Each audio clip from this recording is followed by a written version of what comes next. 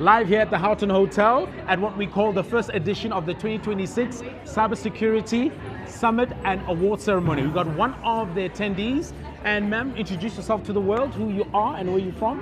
Hi everyone, my name is Tabea Letseka. I'm the head of resilience from First Rate, but above all, I'm the board of director at ISACA, Academic Relations and Education. That's my portfolio. Sounds great. What are your key takeaways from this event? Right, I think it spoke a lot about cybersecurity. Cybersecurity being a consultative process, and that it shouldn't be underinvested on. So training is very important, educating our people is very important. In as much as we may have tools, we may have processes, the people element, human-centric element is very important. So another takeaway is the cyber resilience and resilience by design. Okay. The keynote speakers spoke around the implementation plan, around the cybersecurity as well as the South African cybersecurity strategy.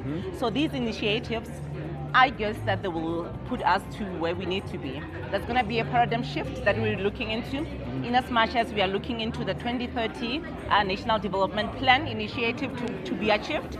We're hoping that by that time, the implementation plan would have been implemented. 100%. Sure. So why would you say events like this are very important? Why are they crucial and vital? Very important, and I can tell you why. Recently, especially South Africa, we have experienced a high volume of cyber attacks within the public and private sector domain. So it's very important that we keep on educating our people keep abreast with what is happening out there.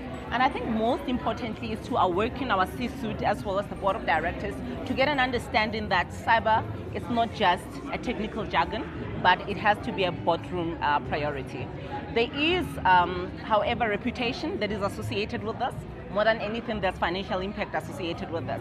So it's important that we gather all the intelligence, threat intelligence as well, but most importantly, to also award people for good behavior, because we saw people got awarded. Awards, and to appreciate them. Exactly, and the work that they do. Certainly. 100%. So for people that could not make it to this first event, what would you say to them to make the second event an event they can't afford to miss? Even if you were in ICU, please wake up, get out of those strips and come here, because there's an opportunity not to be missed. So in other words, she says, if you can get a wheelchair or you can get some crutches, you can't miss the next event. Certainly. You can't have FOMO. Ciao. Thank you very much. That was lovely.